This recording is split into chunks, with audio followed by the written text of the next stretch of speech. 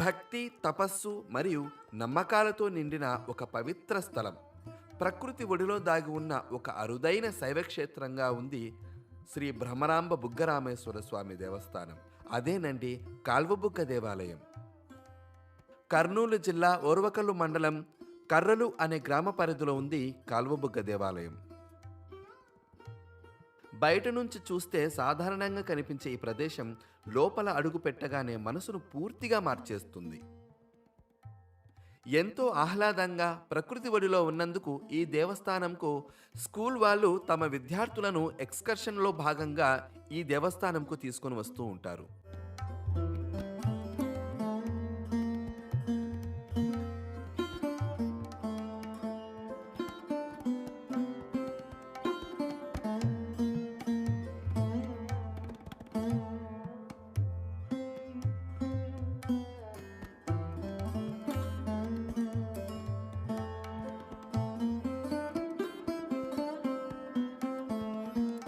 Hi అండి, అందరికి నమస్కారం. వీటాక్స్ మీడియాకు స్వాగతం. ఇప్పుడు మనము కాల్వబుగ్గ అనే శైవ క్షేత్రంలో ఉన్నాము.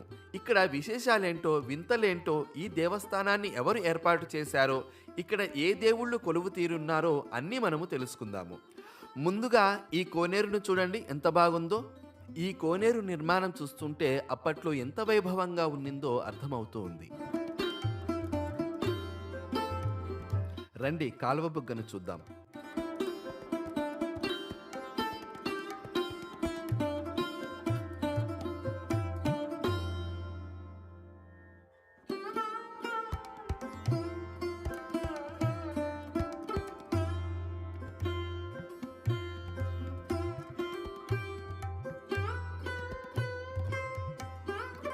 చిన్నప్పుడు కాలువబుగ్గకు ఎన్నోసార్లు వచ్చాము. కుటుంబ సమేతంగా ఆ స్వామివారిని దర్శించుకున్న సమయాలు ఎన్నో ఉన్నాయి.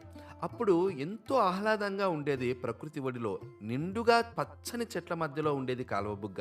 ఇప్పుడు చూడండి చాలా తక్కువగా కనిపిస్తున్నాయి. ఎన్నో కొబ్బరి చెట్లు ఉండేటివి. ఇక్కడ కొబ్బరికాయలు కూడా చాలా తక్కువ ప్రైస్లో దొరికేటివి. కోతులు చాలా విపరీతంగా ఉండేటివి. ఇప్పుడు చాలా తగ్గిపోయాయి అని చెప్పవచ్చు. ఇక్కడే బుగ్గ అనే ఒక కోనేరు ఉంది. ఈ కోనేరుకు ఎంతో ప్రత్యేకత ఉంది. వేరే వాటర్ ఈ నీళ్లతో అస్సలు కలవవు. ఎంతో స్వచ్ఛంగా ఉంటాయి. ఆ వింతేంటో తెలుసుకుందాం రండి.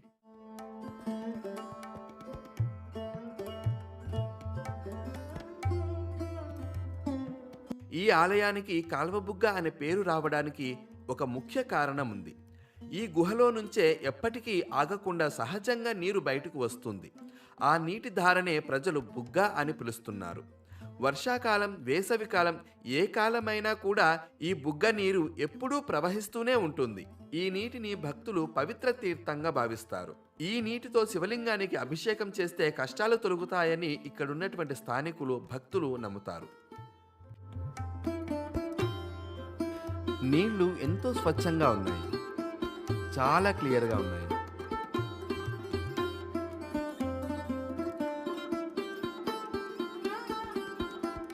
మనకు జీవనదుల గురించి తెలుసు. ఇది జీవ కోనేరు లాంటిది. అంటే ఎప్పుడూ నీళ్లు ఉంటాయి. ఈ కోనేరులో నీళ్లు ఎప్పుడు ఎండిపోవు. నిరంతరం ఈ కోనేరు నుండి నీళ్లు ప్రవహిస్తూనే ఉంటాయి. అదే ఈ కోనేరు యొక్క ప్రత్యేకత. ఈ కోనేరులో ఉన్నటువంటి నీళ్లు వేరే నీళ్లతో అస్సలు కలవవు. ఎన్నోసార్లు ఈ దేవాలయంకు వరదలు వచ్చాయి. ఎన్ని వరదలు వచ్చినా కూడా ఆ వరదకు సంబంధించినటువంటి నీరు ఈ కోనేరులో ఉన్నటువంటి నీళ్లతో కలవవు. అటువంటి సందర్భాలు ఎన్నో జరిగాయి. అదొక దైవిక శక్తిగా ఇక్కడ ఉన్నటువంటి స్థానికులు నమ్ముతారు. ఆ ప్రత్యేకత ఏంటో చూద్దాం రండి.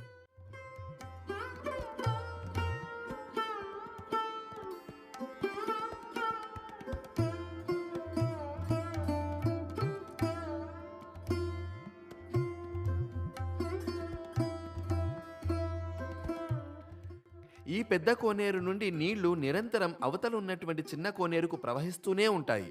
ఎప్పటికీ నీళ్లు ప్రవహిస్తూనే ఉన్నప్పటికీ కూడా ఇందులో నీళ్లు ఇంకిపోవు, ఎండిపోవు. ఎప్పుడు ఖచ్చితంగా ఇందులో నీళ్లు ఉంటాయి, ఎప్పుడూ ఉంటాయి. అది దీని ప్రత్యేకత. చూడండి ఎంతో స్వచ్ఛమైనటువంటి నీరు నిరంతరం ఈ కోనేరు నుండి అలా చిన్న కోనేరుకు ప్రవహిస్తూనే ఉంది.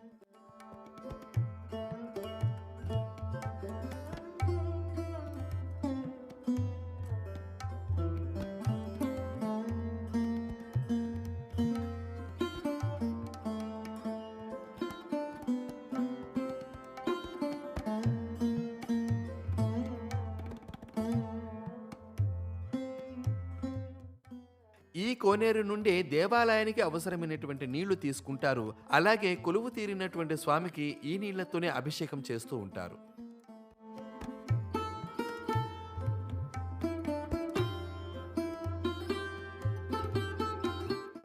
మీరు బాగా గమనిస్తే కోనేరులో కూడా శివుడు ఉన్నాడు. చూడండి, కోనేరు మధ్యలో శివలింగం ఉంది.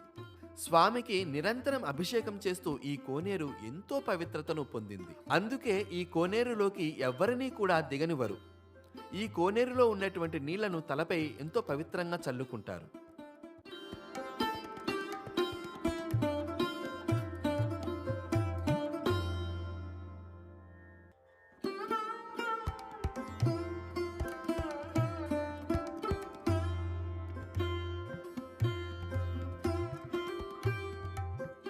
కోనేరులో ఉన్నటువంటి చిన్న చిన్న చేపలు మనల్ని ఎంతో ఆకట్టుకుంటాయి.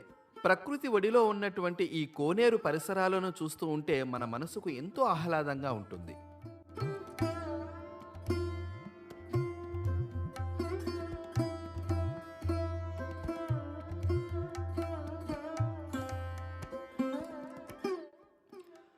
కోతుల దగ్గర చాలా జాగ్రత్తగా ఉండాలండోయ్. అవి ఆహారం కోసం మన దగ్గర ఏది ఉన్నా కూడా లాక్కొని వెళ్ళిపోతుంటాయి. కొంచెం జాగ్రత్తగా ఉండాలి.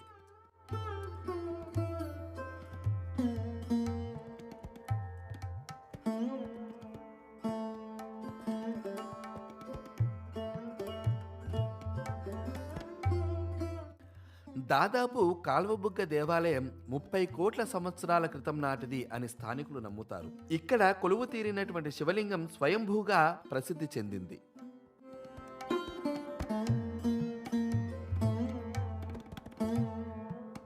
ఇక్కడే టెంకాయలు కొడుతూ ఉంటారు, దీపాలు వెలిగిస్తూ ఉంటారు. కార్తీక మాసంలో ఎంతో మంది భక్తులు కాల్వబుగ్గ క్షేత్రానికి వచ్చి స్వామిని దర్శించుకొని దీపాలు వెలిగిస్తారు. ఈ ప్రదేశంలోనే ఎన్నో సాంస్కృతిక కార్యక్రమాలు కూడా జరుగుతూ ఉంటాయి. వారందరూ కూడా కళ్ళారా ఆ కార్యక్రమాలను చూస్తూ మనసారా దేవుని ప్రార్థిస్తారు.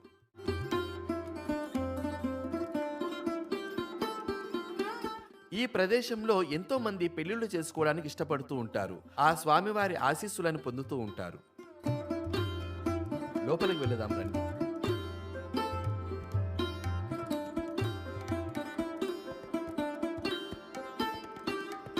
కాల్వబుగ్గ క్షేత్రానికి స్థల పురాణం ఉంది. విష్ణువు 6వ అవతారమైనటువంటి పరశురాముడు క్షత్రియ సంహారం తర్వాత భారీ పాపభారంతో వేదన చెందాడని పురాణాలు చెబుతున్నాయి. ఆ పాపం తొలగించుకోవడానికి అతడు శివుడిని ఆరాధిస్తూ ఒంటరిగా గుహల్లో తపస్సు చేశాడని చెబుతారు. ఆ తపస్సు చేసిన పవిత్ర స్థలాల్లో ఈ కాల్వబుగ్గ గుహ కూడా ఒకటి. పరశురాముడి తపస్సుకు శివుడు ఎంతో సంతోషం చెంది ఇక్కడ ప్రత్యక్షమయ్యాడని భక్తుల విశ్వాసం. ఈ క్షేత్రానికి జంట నందులతో కూడిన ప్రత్యేకత ఉంది. శివుడికి వాహనమైన నంది ఇక్కడ 2 రూపాల్లో దర్శనమిస్తాడని భక్తుల నమ్మకం. ఈ జంట నందులు ఈ క్షేత్రాన్ని కాపాడుతున్న దైవ శక్తులుగా భావిస్తారు. ఇక్కడ కొలువు తీరినటువంటి స్వామిని బుగ్గరామేశ్వర స్వామిగా కొలుస్తారు. రండి దర్శించుకుందాము.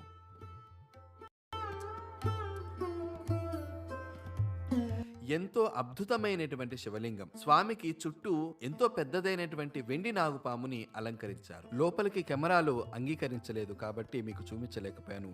మీరు ఖచ్చితంగా దర్శించుకోవాలి.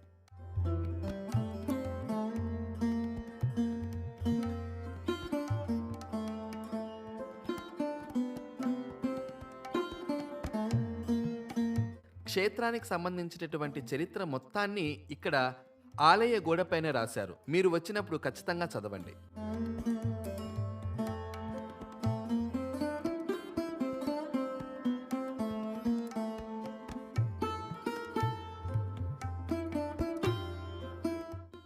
శివరాత్రి పండుగ సమయంలో కార్తీక మాసంలో ఈ దేవాలయానికి భక్తుల రద్దీ చాలా ఎక్కువగా ఉంటుంది.